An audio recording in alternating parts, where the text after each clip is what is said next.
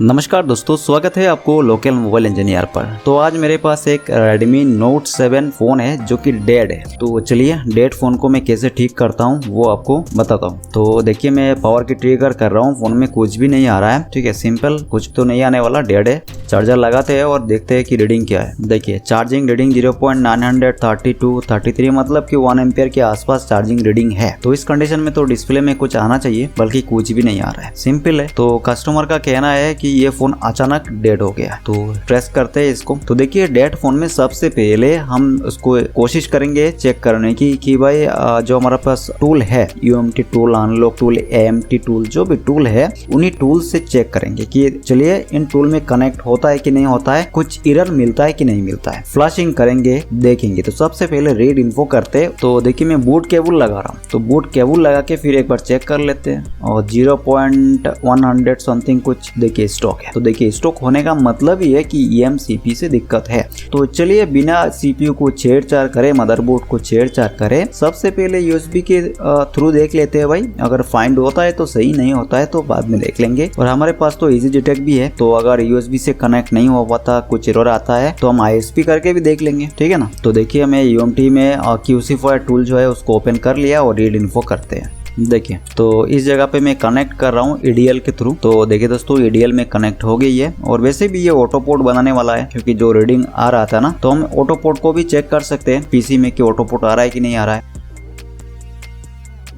Field बता दिया। ठीक है, EDL पे ये फील्ड आ गई। तो इसमें auth enable device you may need MI auth account to service. तो ये ऑथ मांग रहा है। तो ऑथ मांग रहा है तो अभी हम अनलॉक टूल से देख लेंगे। तो अनलॉक टूल में कनेक्ट हो गई। देखिए हैंड चेकिंग ओके, फेल बता दिया, राइटिंग फ्लश प्रोग्रामर फेल। तो फेल आ गई। Trying to connect to fire house mode, closing connection. ठीक है, क्लोज हो गई कनेक्शन, एरर आ गया। चलिए अभी हम ISP से इसको कनेक्ट करते हैं और देखते हैं इजी डिटेक्ट में, क्योंकि इसका तो MMC ही दिक्कत है, क्योंकि कनेक्ट नहीं हो पा रहा है। तो बैड हेल्थ ही होगा या फिर MMC डेड ही होगा, क्या होगा देख लेते हैं। तो देखिए दोस्तों पावर साइड के यहाँ पर थोड़ा सा पानी दिख रहा है, वाटर डैमेज। तो इतने थोड़े से पानी में तो कुछ नहीं होने वाला, क्योंकि आसपास जो है ना वो वाटर डैमेज देखने को नहीं मिल पा रहा है।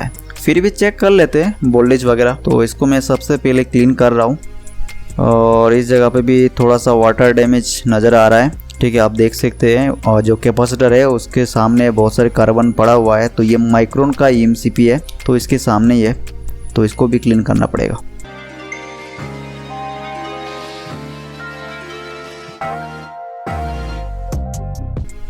बाकी देखिए यहाँ पर मैं जैसे कि GR वैल्यू ले रहा हूँ तो सभी में सही आ रहा है। कोई भी शॉर्ट सर्किट देखने को नहीं मिल रही है। मल्टीमीटर जो है ना ये स्टॉक कर गया, क्योंकि जो मल्टीमीटर को रिकॉर्डिंग करने वाला कैमरा है वो डिस्कनेक्ट हो गया था। तो चलिए मैं फटाफट जंपर लगा लेता हूँ ISP की। तो दोस्तों कोई भी मॉडल का अगर ISP निकलना चाहते हो तो गूगल पे जाके सिंपल उस मॉडल को सर्च कर लो, ISP पिन आउट मिल जाता है, ISP पिन आउट। ठीक है, फिर उसको देख के जंपर लगा लो ISP पिन आउट का और फिर आप आराम से चेक कर सकते हो। तो देखिए मैं इजी डिटेक्ट की MMC जो है टूल 1.6.6 इसको ओपन किया है, रन किया है। और अभी मैं इसका जो फ्रीक्वेंसी 36 किया और वोल्टेज 2.6। और देखिए इसका MMC बैड हेल्थ में है। ठीक है, MLC जो है वो मैक्सिमम हो चुका है, तो इसमें वेरी बैड आ रहा है। तो बाकी पार्टीशन सही है। तो पार्टीशन सही होने की वजह से हमें इसका जो है सिक्योरिटी बैकअप मिल जाएगी। देखिए सॉरी, इसका SLC, MLC मैंने बोल दिया SLC। और MLC जो है 40 to 50% और SLC जो है वो मैक्सिमम हो चुका है। तो माइक्रोन का MMC जो है मतलब EMCP, उसको हम RPM भी क्लीन कर सकते हैं। ठीक है, उसका जो है बैड हेल्थ रिपेयर कर सकते हैं। तो देखिए मैं कैसे करता हूँ, अगर होता है तो ठीक है, नहीं होता है तो हम देख लेंगे कैसे करना है। तो एक चीज़ याद रखिए, इसका अगर हम RPM भी क्लीन करेंगे जो काउंटर है वो भी क्लीन हो जाएगी और हमारा फ़ोन बूट नहीं करेगा, सिस्टम हैज़ बीन डिस्ट्रॉय में आ जाएगी।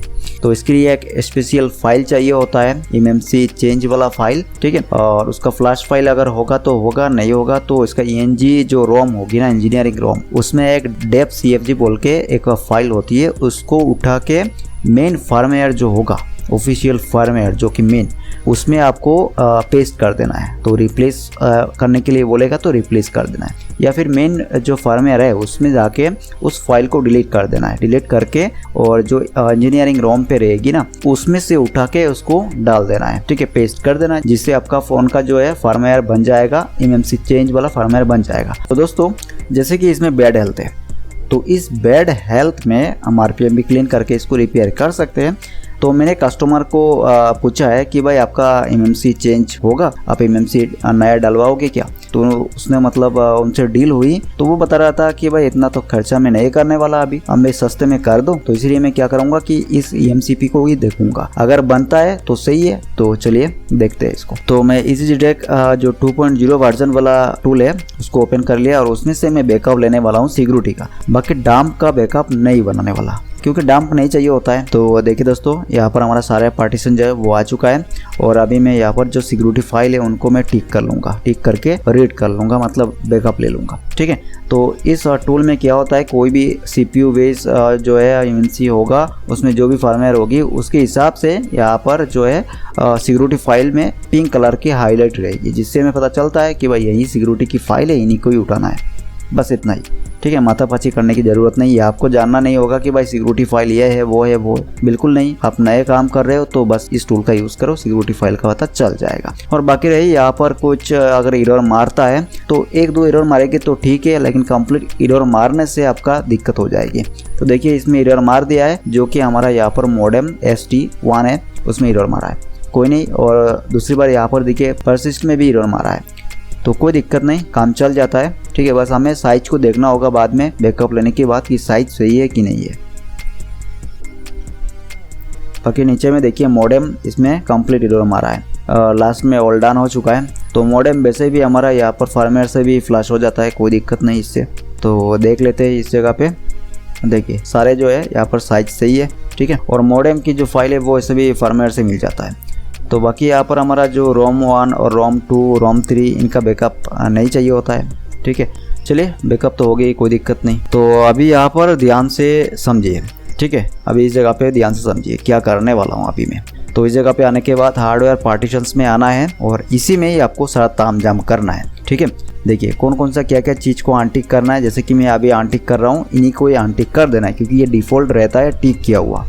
तो इस जगह पे GP1 साइज को 16 MB करना है और ENH इस पे टिक लगाना है, WR रील इस पे भी टिक लगाना है, दोनों पे टिक लगा के बस फाइनल राइट कर देना है और किसी पे भी टिक नहीं लगाना है। ठीक है, इतना ही बस करना है आपको, फाइनल राइट कर देना है। तो देखिए हमारा GP पार्टीशन सक्सेसफुल हो गया। तो ये 1 टाइम पार्टीशन है। ठीक है, ये OTP है, मतलब एक टाइम ही होगा बस, तो फिर से कनेक्ट करने की ज़रूरत होता है। तो देखिए डिस्कनेक्ट करके फिर से कनेक्ट करना पड़ता है। तो देखिए GP पार्टीशन जो है वो बन गया 16 MB का, ऊपर साइड में आपको शो हो रहा है शायद, और बैड हेल्थ अभी भी है। फ्लश कर रहा हूँ तो आप देख सकते हैं फ्लशिंग हमारा कंप्लीट होने ही वाला है।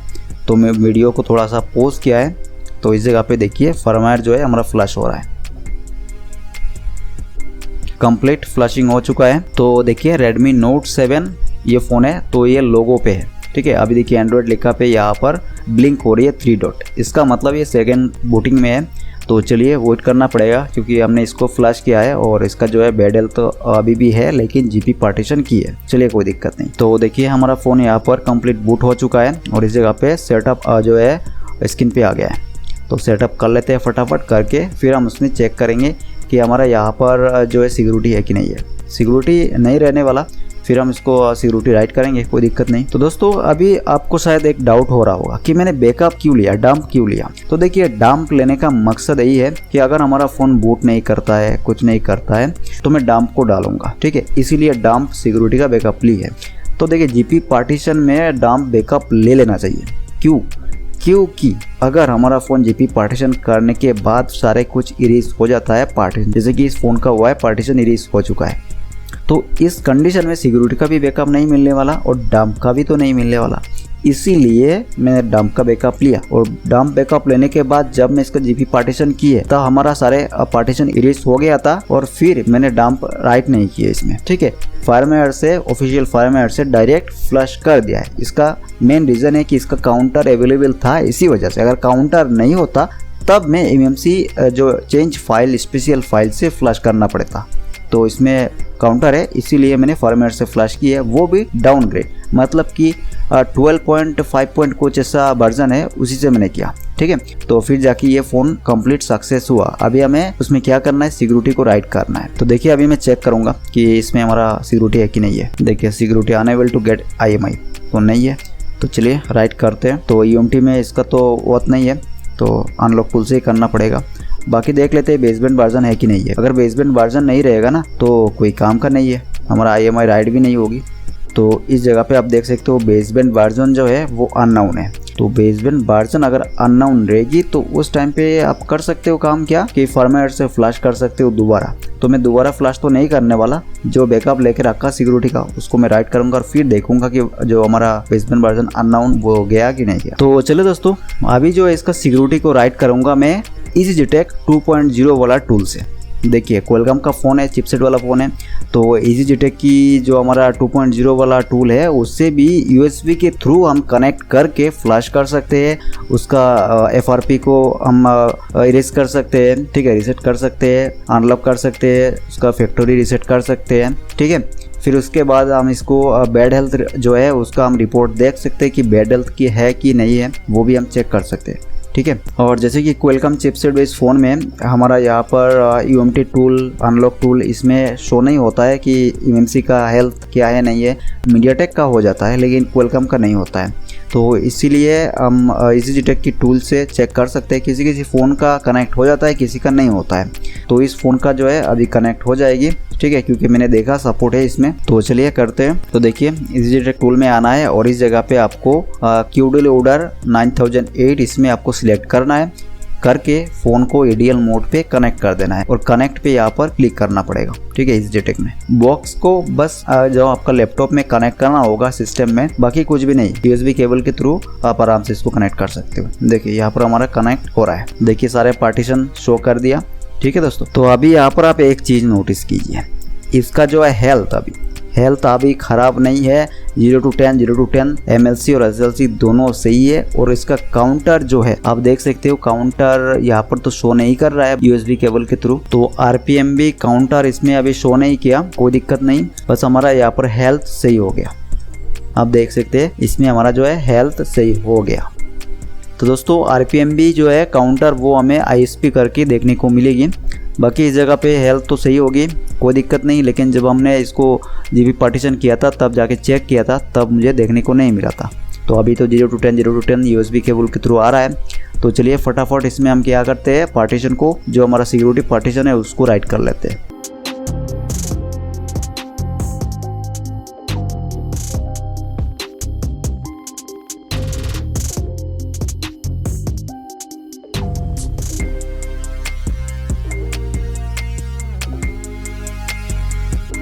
देखिए ऑल डन, सिक्योरिटी डन हो चुका है, राइट कर दिया मैंने। अभी चेक कर लेंगे कि क्या हमारा फ़ोन में सिक्योरिटी आया कि नहीं आया। तो बेसबैंड वर्जन आप देख सकते हो, बेसबैंड वर्जन भी आ चुका है और सिक्योरिटी हम देख लेते हैं। तो देखिए दोस्तों सिक्योरिटी भी आ चुका है। चलिए कोई दिक्कत नहीं, हमारा सिक्योरिटी भी आ गई, बेसबैंड वर्जन भी आ गई और हमारा EMCP का हेल्थ भी सही हो गया। तो देखिए दोस्तों ISP के थ्रू जो आप काम कर रहे हो तो उस टाइम काउंटर जो है वो 0 हो जाता है, तो आपको स्पेशल फाइल की ज़रूरत पड़ेगी, ठीक है। वरना इस तरह जो आप कर रहे हो, अगर USB के थ्रू फिर से कनेक्ट करोगे तो आपको हो सकता है 0 to 10 MLC SLC दोनों देखने को मिल जाए, ठीक है। तो ये एक टाइम ही होता है, लेकिन सैमसंग में बार बार होता है, जब तक EMCP खराब नहीं होता तब तक। तो दोस्तों ये फ़ोन रिपेयर हो चुका है, तो अभी मैं इसको पैक कर लेता हूँ। तो चलिए मिलते हैं नेक्स्ट वीडियो में, तब तक के लिए बाय बाय।